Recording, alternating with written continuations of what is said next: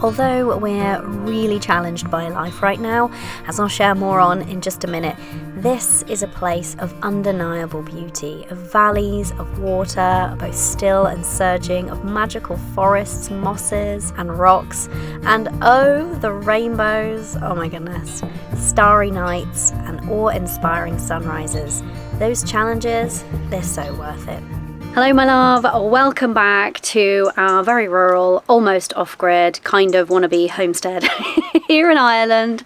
Oh my goodness, I have a lot to catch you up on. I'm going to tell you why we were missing for a couple of weeks in just a second, but today I really want to talk about the kind of problem we've been experiencing, but we also have a solution and you're going to come with us to help solve it. We're just tucked under the porch of the cottage today. I like to film outside because everybody's in the van, which is kind of related to the problem. More on that in a minute.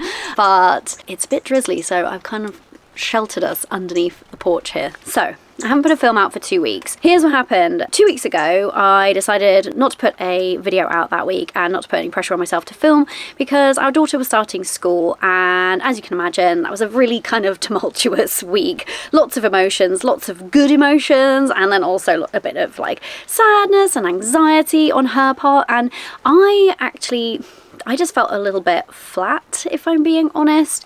I really just missed her when she was at school. Everyone was like, oh, you get your time back. But I was like, oh, but I've actually really liked being together for the last 6 months. And it's an amazing school and absolutely like the right move for her and the best place for her to be.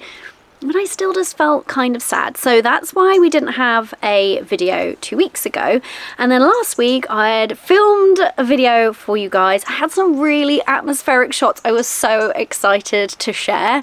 And when I sat down to transfer everything off of my SD card from my camera to my laptop, my SD card had corrupted and I lost all of my footage. So that's why it's been a 2 week break, not fully intentional, yet here we are. But in the meantime, what we have done to take the pressure off ourselves is it was Kayvan's 40th birthday last weekend, and part of me was like, oh, do we go away? We're kind of travel fatigued. That's why we decided not to continue our travels and to kind of come here and set up camp, but we're also van life fatigued. So I decided to take him away as a surprise for his 40th. So we headed into County Clare, and I'll insert the footage here so that you can see what we were up to. It was such a welcome break from van life. We took the van, but we stayed in an Airbnb and a really lovely spa hotel, and it was just a really good reset for us as a family. Had lots of giggles, lots of fun, and you can see for yourself. If you find yourself in County Clare, you must go to Hugo's and buy all of their goods. Oh my goodness, we just stuffed ourselves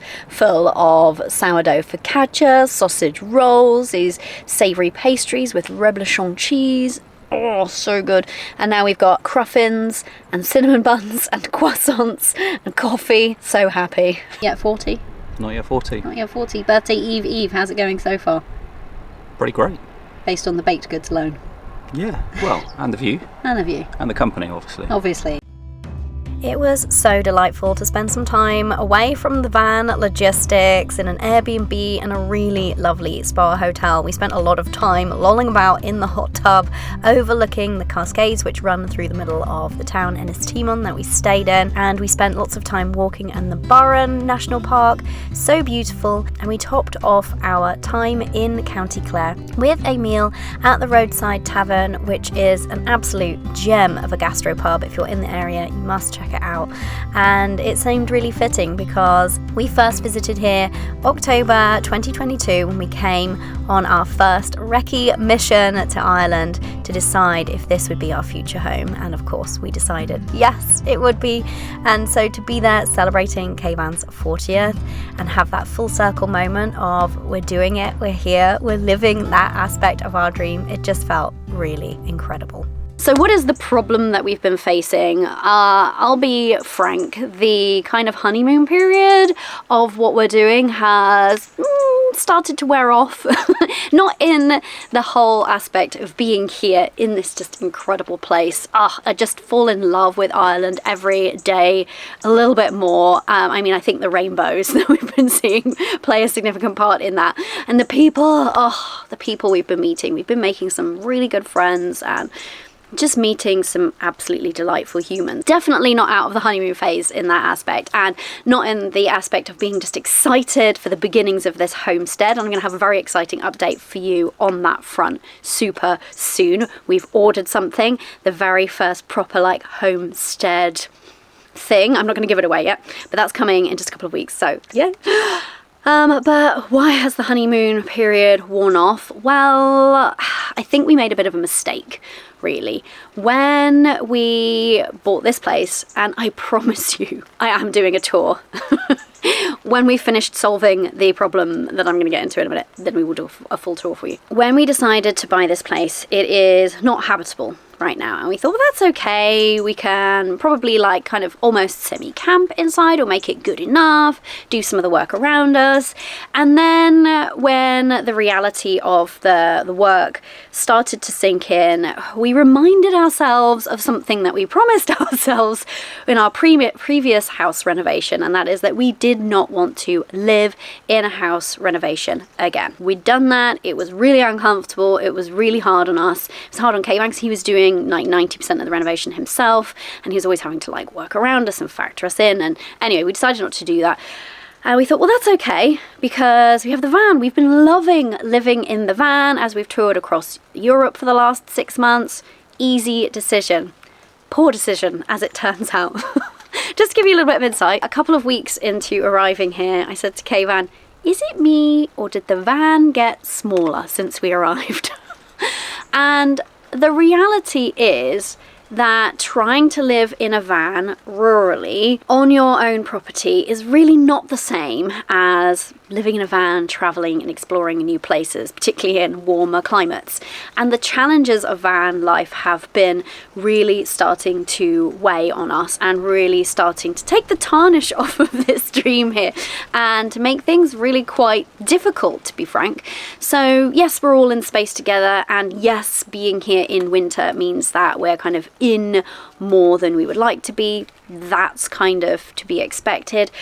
But for example, when our daughter started school, it meant that every day we've got to pack up the van, batten down the hatches, make sure that everything's away, disconnect the electric, take down the satellite dish, like so on and so forth, drive it up our steep driveway, and then negotiate these small country lanes in an enormous van that's really not equipped for rural country lanes, and take our entire home and all of us to her school to drop her off, then decide what we're going to do for the few hours in between, and then do the whole thing in reverse. So that just became a really huge kind of burden on our time. And then in addition to that, because we have the well here now, which is exciting, but we can't yet fully use it as drinking water until we've been through the process of filtering and understanding, you know, what we need to do to our water to be able to have it drink safe.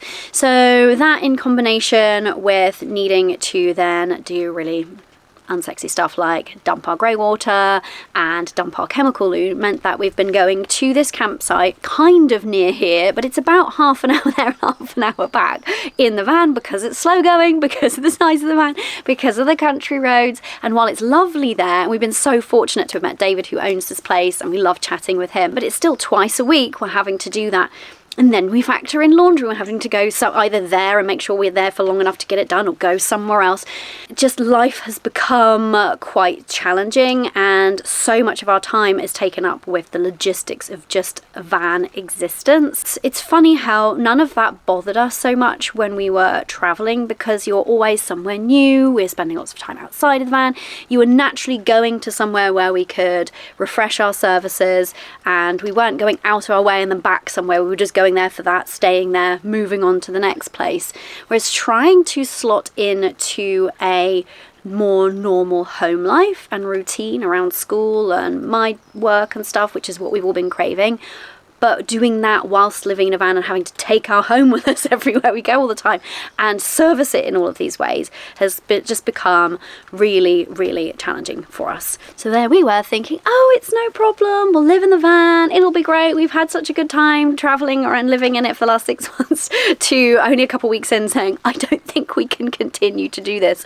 What can we do? We can't get into the house to live there yet. We're looking into grant applications. Some of our kind kind viewers have been telling us about. The grants are available because it's been uninhabited here. But that's a process, and also just figuring out what we're doing, lining up, you know, funds and supplies and plans and all the rest of it. It just takes time. We've got no hope of really living in here for months, if not maybe a year. So we need to sort something out. And so that's where you're coming with us today to solve that problem, we hope. So you're going to come with us, and I'm going to have to dash back into the van because I've got a couple of calls with my clients this morning before we hit the road. This sounds like I'm complaining. I'm really not. I'm just letting you into the challenges of it. There is so much that is wonderful, and there is so much that is challenging. Very dualistic experience, right?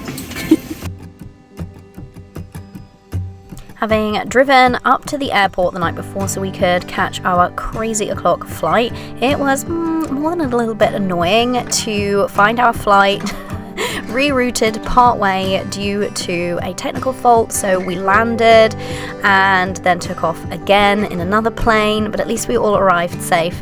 We then spent just a couple of short days, a bit of a whirlwind trip in the UK, getting all manner of things done. We didn't have time to catch up with many people, just a couple of close friends, and spent some time with my family. But the main priority on this trip was collecting what we are hoping will be the solution to our living problems right now, and I will show you that solution in just a second. So we just had an hour to access our climate controlled storage pods here and try and get out some of the things that we need. We got the little ones riding gear, got some more clothes, wellies importantly, and a couple of other bits and bobs. As you can see, we're kind of stacked up quite high in here. It's quite hard getting in and around all of the stuff in there, and unfortunately you didn't film one bit, which was, so I was halfway into one of the containers digging into a box for some of my cookbooks actually, and there was a bit of a landslide and a couple of the boxes from the back shifted and fell on top of me. Fortunately, I'm okay, but it was kind of scary. That adrenaline pumping after. It's like, oh my god, we're getting crushed, getting buried in here. But we are safe, we made it out. Now we need to organise everything in the back there and have a last meal with my parents, and then start heading towards Wales. We're gonna get a couple of hours at least of that journey under our belts tonight, because we've got a ferry tomorrow afternoon, and then back home. Current situation in the back seat. Hello. So, having achieved almost everything that we came to do, we headed through Wales, had a quick minute to stop at Pembroke Castle, and this is what we came for. This, we think, will be the solution to our living problems. I mean, whose dream life doesn't involve a 20-something-year-old caravan, right? So we had collected the caravan plus my old car that my friend had been babysitting for us, and we hit the road, returning in the dark at almost midnight after a full day of travel. We were absolutely knackered, as you can imagine, and all that was left was to flop into bed in the van and leave the slightly unnerving task of negotiating a very steep driveway and a caravan to the morning. Until next time, my love, go live your dream life. Bye for now.